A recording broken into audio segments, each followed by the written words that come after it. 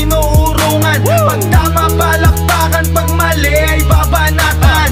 Yan ang Banateros, boses ng ordinaryong Pilipino. Banateros ay walang makakaawan. Ito yun eh, ito ata yung video na yun, no? Sa bilyon-bilyon na linalagay ng ating Kongreso at Senado, hindi naman kami nagkulang sa paglalagay ng budget dyan.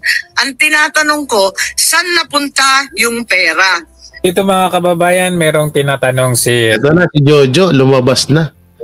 Ito, Send Revilla, huli sa camera, sinalba si DPWH Bunuan sa flood control hearing. So panoorin natin. Okay. Senator Joel Villanueva at saka si Senator Nancy Binay.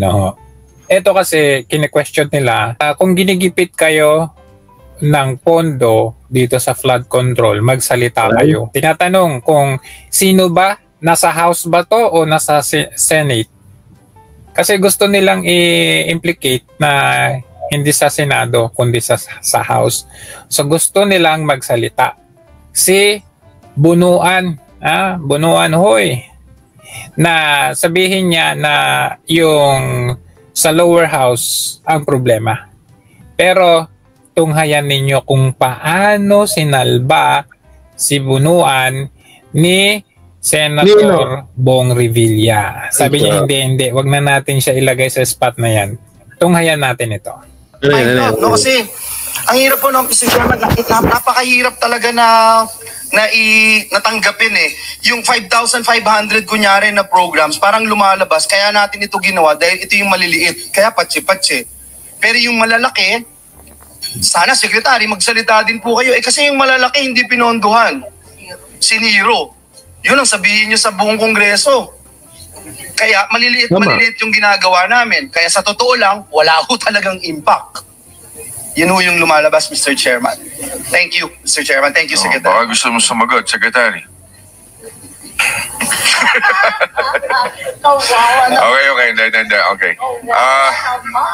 Mr. Chairman, siguro Ako, wrong move to, Revilla. for the record, it's not the Senate, ha? Tama po ba, Secretary? Wag na natin siya, let's not put him siya, on the spot. Ha? Wag na natin siya put on the spot. Gago! Ano silbi ng Senate hearing nyo kung ayaw nyo pagsalit? Ay, naku po. Gago! Ay, naku po, Senator Revilla, mukhang palyado ka dito. Gago! Nabilugan na naman ni Boss Jojo. Kaya nga palyado ka dito, Revilla, ha? Ba't hindi mo pa ipasagot? Ang ganda-ganda ng sinabi ni Gatchalian, no? Tay, tama ba? Gatchalian ba to? ano pangalan nito? Kasi gusto nilang Anong pangalan nito itong nagsasalita? Bunuan hoy. Pero tunghayan ninyo ni Senator Bong Revilla. Sabi niya hindi, wag na natin ito. Find out, no? Yan o, tingnan mo, pakinggan nyo, ang ganda ng suggestion ni... Ang pangalan nito? Gatchalian ba to? Villanueva pala, Villanueva, sorry. O yan, magkamukha kasi. Gago! Play. Ang hirap po ng napakahirap talaga natanggapin eh. Yung 5,500 kunyari na programs, parang lumalabas. Kaya natin ito ginawa dahil ito yung maliliit. Kaya patsi-patsi.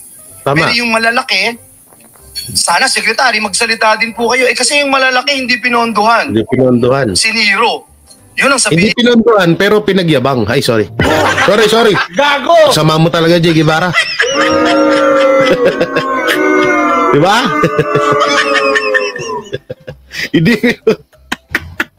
Hindi pinondohan pero pinagyabang. Hindi nyo sa buong Kongreso. Kaya maliliit yung ginagawa namin. Kaya sa totoo lang, wala ho talagang impact. Yun ho yung lumalabas, Mr. Chairman. Thank you, Mr. Chairman. Thank you, Secretary. Baka gusto mo sumagot, Secretary. Okay, hindi, okay. Okay, Mr. Chairman, siguro for anyway, the record, can you just, for the record, it's not the Senate, ha? Tama po ba, Secretary? wag na natin siya, let's not put him siya, on the spot. But anyway, Secretary, meron ka pa gusto sabihin for your presentation? You just submit it to us na lang para mas mabilis tayo. Pagkakataon na yun. Di ba nakita ninyo kung paano sinave ni Senator Bong Revilla? Oy! Makikita natin yan. Ang pruweba sa pagtatapos ng hearing na ito. Makikita natin dito, nagkamayan at nagbulungan. Ay, na si Boss Jojo. Boss Jojo, binilugan mo na naman. Gago!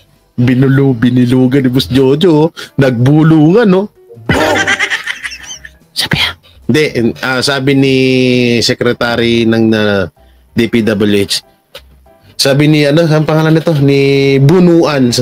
Sabi ni Bunuan, Sen, maraming salamat sa pagsalba mo, ha?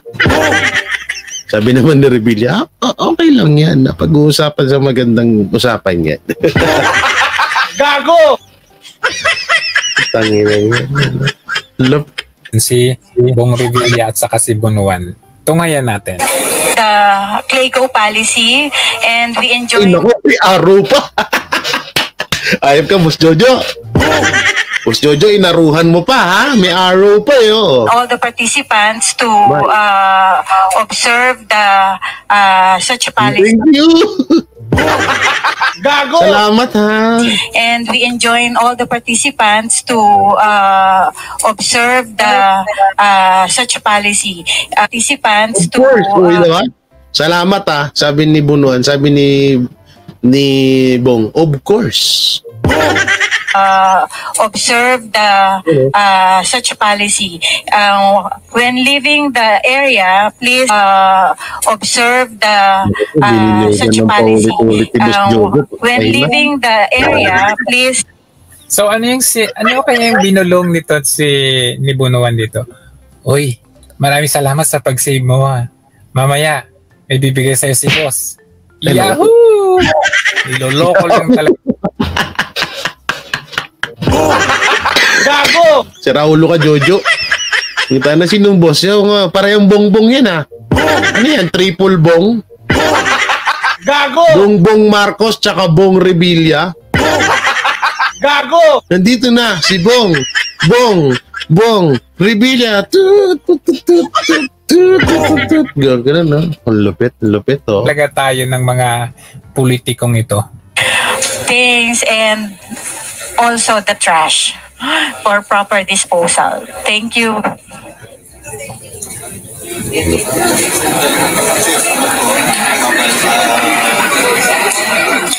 Ayos, di ba? Namin talaga ay magtrabaho tayong lahat para sa bayan. Siyempre ayaw natin masayang yung binabayad na buwis ng taong bayan. So, yan lang po ang sa akin. Wow! Ay nako, Bong. Nagmana ka pa dun sa isang bong. Ay nako, nakakuha pa ng idea dun sa isang bong. Ba't kayo nagkakaganyan, mga bongbong?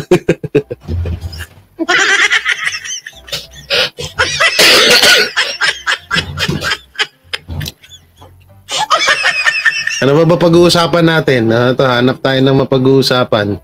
Ano ba mapag-uusapan natin? Mga idol. Ito, pag-usapan natin to. Yung about dito kay sa sinabi ni Senator Bato de la Rosa. Pala na isingit ko to kanina sa usapang Davao. Hindi ko nasingit. Ito, yung sinabi ni Senator Bato de la Rosa. Panoorin natin tong sinabi niya. Ano ba tong sinabi ni Senator Bato? Ito. Asan na yun? Interview to, interview. De la Rosa, I feel retired by my government. Ito. Nasa linya po ng ating telepono ngayong umaga si Senador Ronald Bato de la Rosa. Sir, good morning. Welcome po sa Radyo 630 Balita. Kasama si Robert at si She. Good morning, Robert at Shea. Good morning po. Ating mga taga-subaybay. 3 Vietnamese naharang sa NAIA dahil sa peking passport. Gago! Usapang NAIA naman to ngayon. Buti na lang yung passport ko, legit. Gago! Magkapatid patay sa nasunog na bahay sa Cotabato. No, ito. Okay, panarin natin. Good morning po sa ating lahat. Sen, masyado nang maraming nangyayaring development. Nung huli namin kayo makausap, ang sabi nyo nga po, babaliwalain nyo itong mga nangyayaring development sa ICC. At sabi nyo rin po, last week, no? Sabi nyo, itong Interpol ay ang kikilos din, oras na dumating ang isang order sa Pilipinas, ay pulis ng Pilipinas. Pero kahapon, merong sinasabi si Justice Secretary Remulla, sir, na hindi pwedeng hindi mag-cooperate ang Pilipinas sa Interpol kung sakali na merong dumating nga po na warrant of arrest. Ano po masasabi ninyo dito, sir? Well, as I have said, nasa host country yan. Kung gusto nilang mag-cooperate. Wala tayong kuwan dyan. Nasa kanila yan. Kung gusto nila. Hindi man natin kontrolado ang gobyerno kung ano talagang direksyon na gustong tatahakin ng gobyerno ito.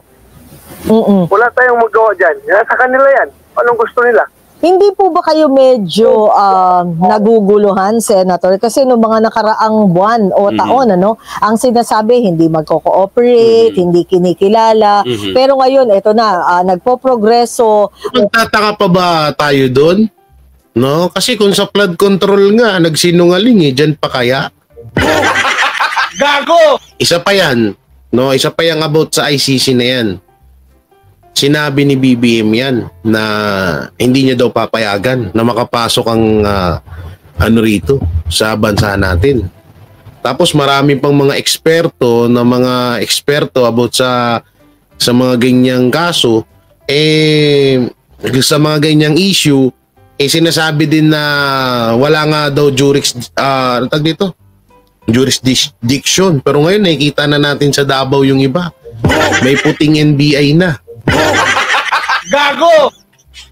Allegedly or reportedly, itong kaso na isinampalaban sa inyo at sa iba pang mga dati at kasalukuyang PNP officials. Tapos, medyo nagkakaroon din ng konting twist. Itong kung paano tinitignan ng gobyerno itong kasong ito sa ICC. Well, as I have said, lahat yan ay nasa kanila yan how they deal with it. Wala kaming control dyan, wala kaming control. Sila mang nasa gobyerno ngayon, kung ano talagang gusto nila, kung laban bawi man sila, ay... Dito, totoo naman yung sinabi ni Senator Bato dito. Kung ano yung gusto ng gobyerno ngayon, wala. Tutusin, wala naman talaga din magagawa sila. Gusto ng gobyerno yun Ngayon masakit dito, kung laban bawi, baka mamaya nga, baka nga mamaya, totoo yung sinasabi ko sa panaginip ko kanina, doon sa unang video. Sa mga late yan na naginip ako, na ang laki ng billion pala. No, hindi lang 1 billion, kundi billion ang offer ng Amerika para lang makuha nila si PRRD. Ay grabe. Gago! Mapipredict ko na naman to. Gago! Sabi nga ni Senator Bato, 'di ba? Kung laban bawi sila, wala tayong magagawa. So, speaking of laban bawi, paano ba ano bang sapat na dahilan para maging laban bawi sila? So, saan pa ba? Ibig sabihin sa comment na dali. Ayoko na sabihin ba, makasuhan ako. Gago! Hindi pa ako tapos magbayad ng motor ko kay Boss Bay. Kasi hanggang andyan si PRD, di maka-full blast yung droga. Totoo. Okay. Kung yan ang policy nila, laban bawi, then so be it. Wala man kami magawa dahil sila man nandiyan sa Malacanang. Hindi man kami. Pero ano nararamdaman nyo? Correct si doon. Si Senator Bato doon. Itong mga development. Well, very clear. I feel betrayed. I feel betrayed pag gano'n ang nagiging pulisya ng ating gobyerno. I feel betrayed as a Filipino, being betrayed by my government kapag gano'n ang pulisya nila. Anong plano niyo po na na gawin kung ganito? Kasi 'di ba, bilang kabahagi naman kayo ng Senate Majority Bloc, bahagi kayo ng administration group, no? So kung tutuusin, meron kayong access para makausap yung mga tamang tao na merong kaugnayan dito sa kasong ito. Ano ang plano nyo? Meron ba kayong plano na makipag-usap, makipaglinawan po? For example, sa DOJ o sa Palasyo ng Malacanang tungkol dito? Ano ba naman yan, yung tanong mo, ma'am? Gago! Paano pa makikipaglinawan? Obvious na nga eh. Gago! Sorry, mama, pero obvious na nga po eh. Obvious na. So ano pa bang saysay na para gawin ni Senator Bato de la Rosa na makipag sa DOJ? O kay Remulla or kay BBM. Ano pa bang saysay nun? Obvious naman na eh. Bisan ma'am, ikaw mag-vlog, ako dyan. Gago! Wala akong balak. Bahala sila kung ano talagang... Kasi nga, paano magbabalak? Ay, naku po. Paano magbabalak si Senator Bato sa gano'n? Obvious na nga ginagago nga sila eh. Diba? Laban bawi nga eh. Sa totoosin, hindi laban bawi. Strategy na talaga nila yon. No, noon pa man, nung sinabi pa lang ni BBM na hindi pa pasukin yung ICC na yan, yun pala, talagang planado na nila yun. Nasasabihin niya lang yung ganon. Kasi nga, noong mga panahon na yon ay takot pa na talagang ipamuka sa tao na galit ang administrasyong Marcos sa mga Duterte. Ngayon, na umalis na si BP Sara bilang Deputy Secretary. So may pagkakataon na sila. May na sila parang medyo hindi na natatakot si BBM. Kasi nga, wala na siyang pakialam. Una-una, malaking kawalan si BP Sara sa kanila. Wala na siyang magagawa, nilayasan na. So ang ginawa ni BBM, talagang talagang nakipagbarubalan na siya. Ano pa bang magiging dahilan ni BBM para medyo makipagplastikan pa ng konti? Di sirain niya na yung mga dapat sirain niya. Diba? Kung may plano man si Bato, bakit niya sasabihin sa inyo? Di hinarang, tama, isa pa yan. Gago! Ano bang istasyon to? Naku po, teleradyo serbisyo. Radyo 630. Ito yung radyo 630. Naku po, bahala po kayo. Gago! Ba't naman sasabihin ni Senator? Anong tingin nyo kay Senator Bato? Tanga. Tanga na para sabihin niya na kung ano yung gano'n. Tsaka, tingin nyo? Obvious na may pag-usap pa. Gago! Ano talagang kanilang gustong gawin? Merong kami. We exercise separation of powers. Meron silang kanilang kapangyarihan bilang sa ehekutibo at iba rin yung aming papel dito sa legislatura. Bahala na sila kung ano talagang gusto nila. Taong bayan na lang ang mag-intindi kung ano talaga ang purpose nila, anong direction na policy direction na natahakin ng gobyernong ito. Bahala na sila. I leave it up to God. Anong pangyari.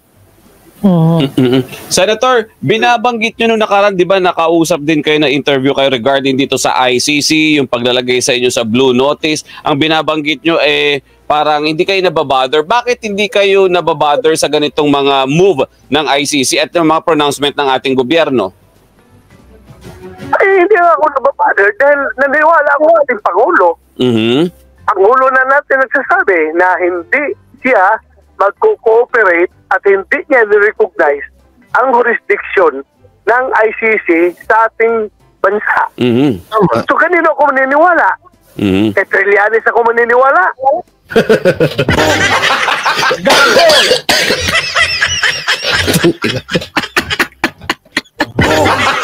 Gago!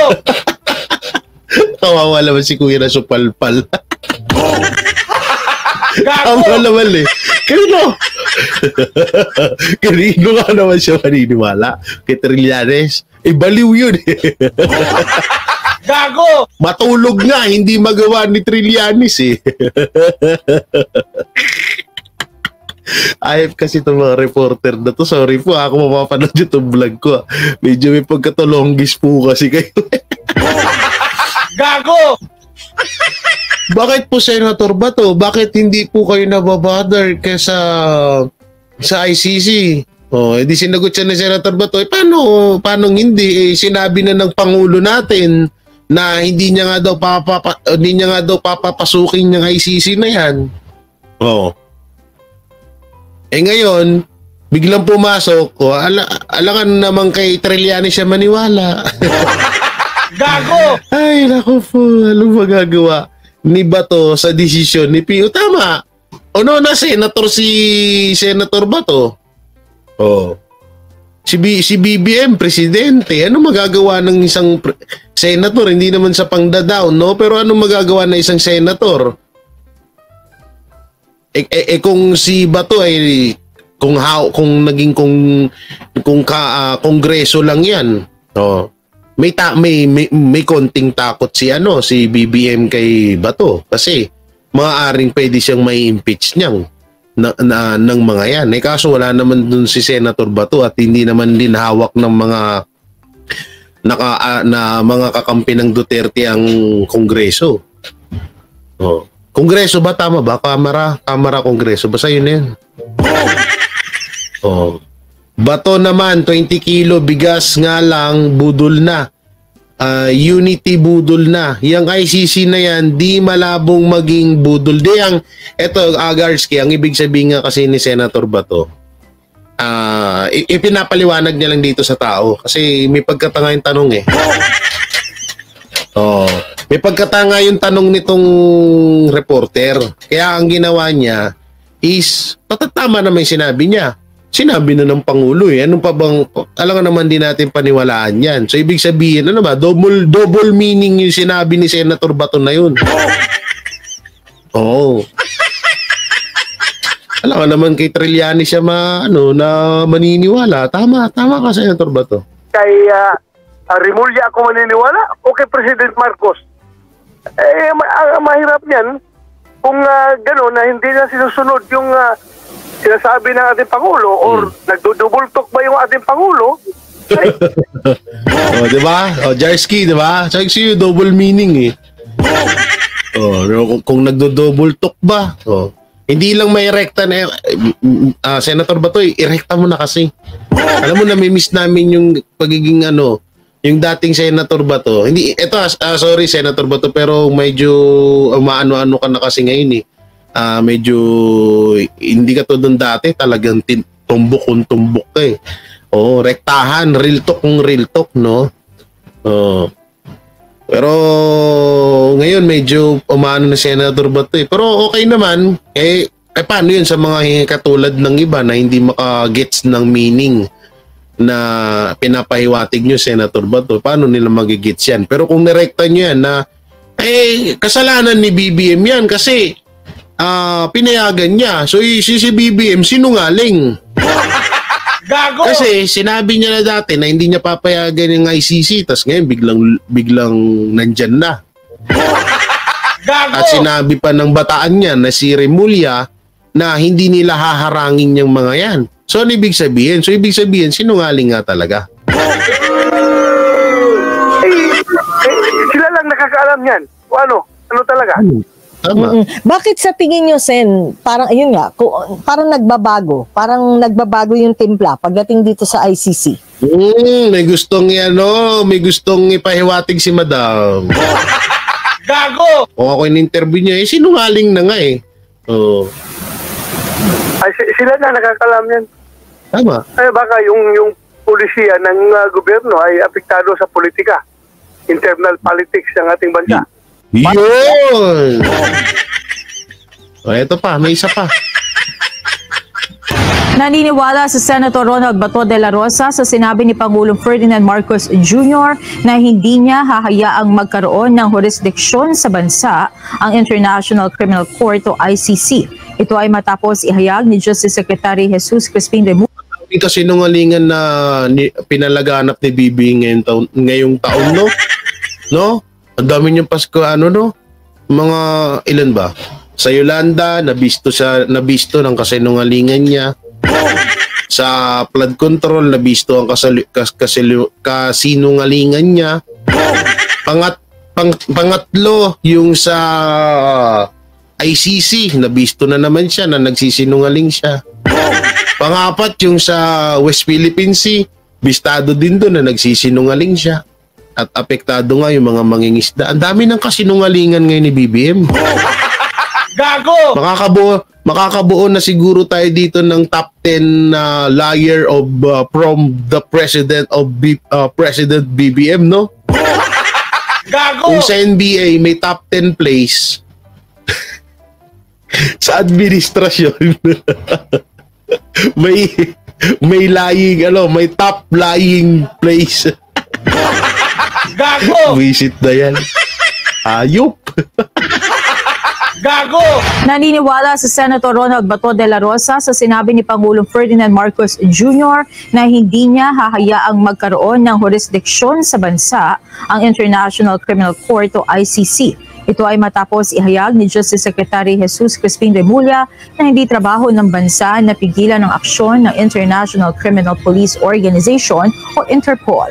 Sa gitna ito ng posibleng paglalabas ng arrest order ng ICC laban sa mga sangkot sa war on drugs sa panahon ng Administrasyong Duterte. Kung magkakagayon, maaaring makipagtulungan ng ICC sa Interpol na ipatupad ang arrest order. Ngunit nanindigan si Senator De La Rosa na hindi ito pasa sa ilalim sa jurisdiksyon ng ICC at Interpol kundi sa mga otoridad lamang ng gobyerno ng Pilipinas. Kumpiyansa din ang dating Philippine National Police Chief na sakaling humingi ng tulong sa Interpol o ang Interpol sa PNP ay susunod lamang sa utos ng Pangulo ng Bansa at wala sa ilalim ng ICC. Sa kabila, kung nais lamang humingi ng impormasyon ang Interpol at ICC sa kanya at handa naman itong sagutin ng Senador.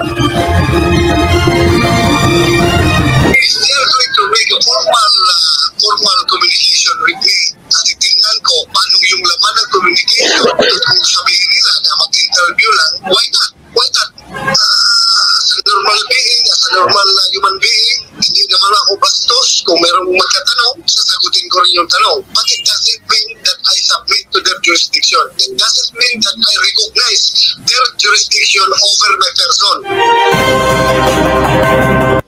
Sapul. Grabe.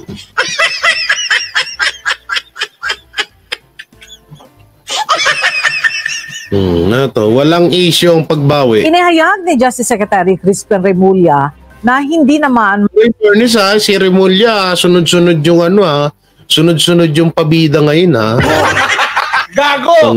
Totoo nga yung sinasabi ng iba, na ang masamang dabo, ang mahirap mamatay. Gago! Diba, Jarski? Nandiyan ka ba, Jarski? Tuloy mo nagkakatotoo ni sa kasabihan ng mga matatanda, ang mga masasama ay hindi mo na pinagpapahinga ng Panginoon Diyos. Gago! Mas gusto kasi nangyayari yan mas gusto atang lasap-lasapin pa ng mga taong mga makasalanan yung kanilang kasalanan at pagdusahan pa dito, pagdusahan pa sa taas. Ayaw pa kunin diba? Sunod-sunod ang pagbida-bida ni Remulla na naman ngayon. Ngayon, eto na naman, meron na naman, Maikokonsidera na masama ang naging hakbang na bawiin ang ilang security details na nakatalaga kay Vice President Sara. Hindi pala, sorry, nagkamali ako. Hindi pala Diyos at si Satanas pala. Gago! Hindi kasi sabi ni Satanas sabi niya, utang ina ka, hayop ka, mas masama ka pa sa akin, tsaka ka na lumubog dito sa lupa. Gago! Tsaka ka na tsaka na tayo magkita. Hindi kita kaya, hayop ka. Sobrang sama mo. Gago! Mas masama ka sa akin, kaya hindi ka muna. Diyan ka muna. Tiisin mo muna yung sakit mo. Pagdusahan mo muna ha. Hindi mo na kita tatanggapin dito sa impyerno. Baka baka mapalitan mo yung trono ko. Ay. Sara Duterte, ayon kay Remulla, kung tutuusin, mas marami pa anyang bantay ang Vice Presidente kaysa kay Pangulong Ferdinand Marcos Jr. At sa ngayon, bagamat binawi ang ibang... Ito na naman tayo sa usapin ng security. Mas marami pa daw bantay si VP Sara kaysa sa kay President. Ito lang Secretary Remulla. For your information, wow, English yun Unang-una kasi, paano magkakaroon ng maraming tigapag-protekta si BBM?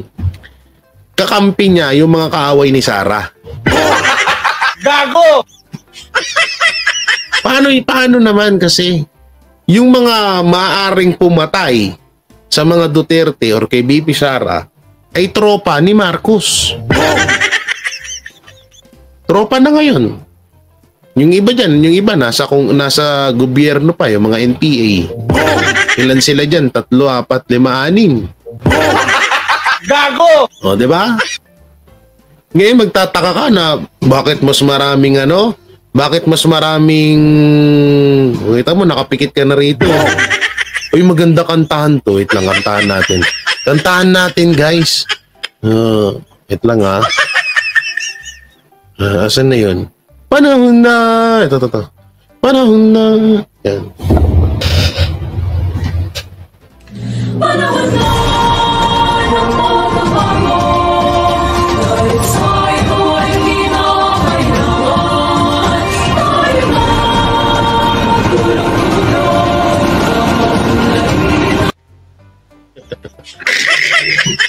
Ba't na-stop dito? Malay ko ba? Ba't dyan na-stop yung hayop mo?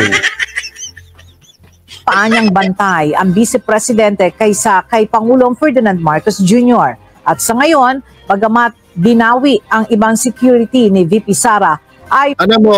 Secretary Remulla, bakit mas marami pang bantay si VP Sara kaysa kay BBM? Ito, i-explain ko sa iyo, ha? Oo, kasi nga, una-una, speaking of pulburon, speaking of 13 billion pulburon, kung mapapansin nyo ngayon, puro lang droga ang nakukuha, walang drug lord.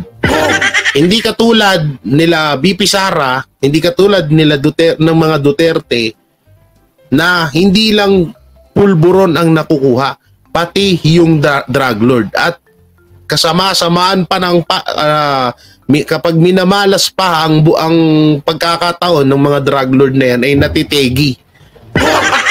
Gago!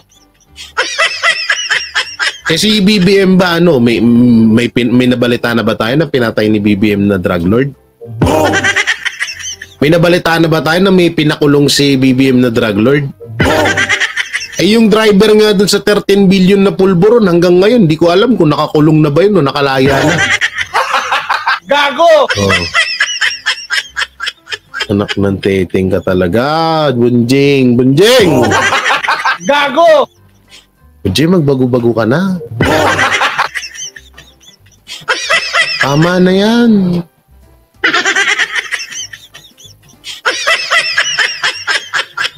Alam mo minsan kapag nasa panahon na tayo na parang feeling na natin kukunin na tayo, hindi pala, ikaw lang. Halimbawa, feeling mo nakukunin ka na ni Satanas, eto na tayong tamang panahon ng pagbabago. Diba, puro kayong pagbabago. Tangina nyo, magbago muna kayo. Gago! Marami pa rin naman ang natitira. After the recall of the 75, meron pa siya 320 security personnel. I don't think it's a bad matter to recall some of the personnel. Yeah. And she still has 300 bodyguards. Yeah. It's bigger than the president's contingent. Ay, naku po.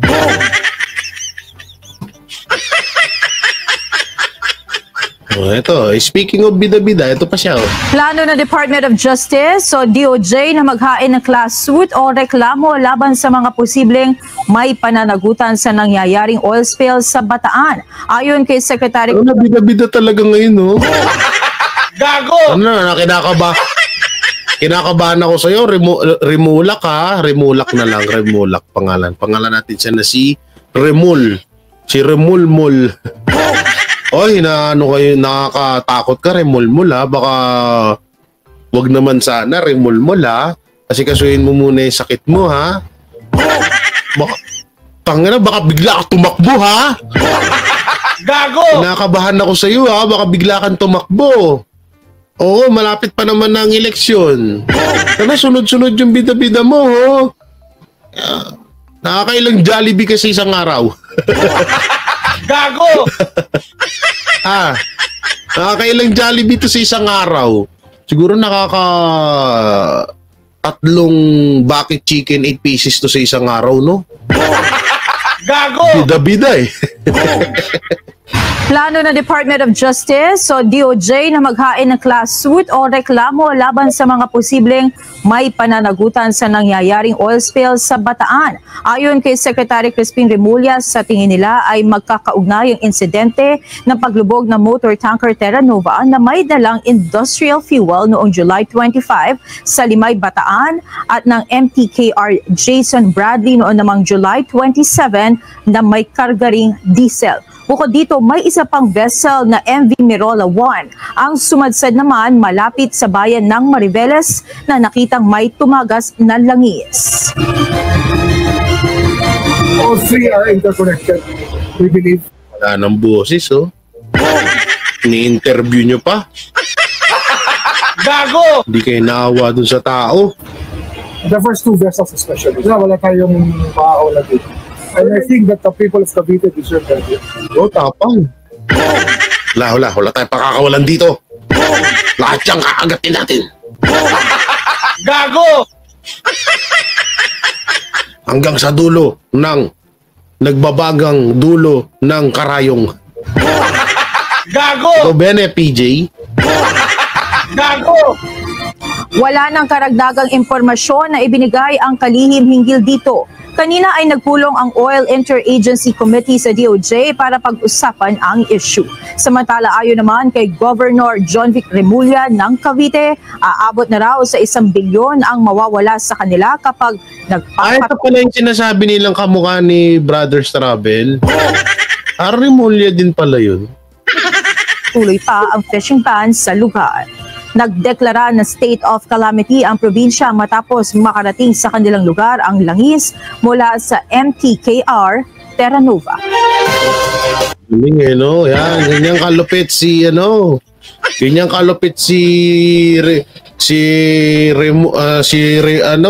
Remulmul. Tangina, bida-bida ang putang ina ngayon. Gago! Ayok.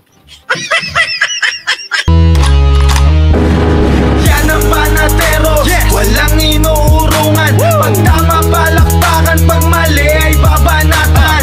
Yan ang Banateros, boses ng ordinaryong Pilipino. Banateros ay walang makakaawan. Walang inuurungan, Banateros ay tinutulungan.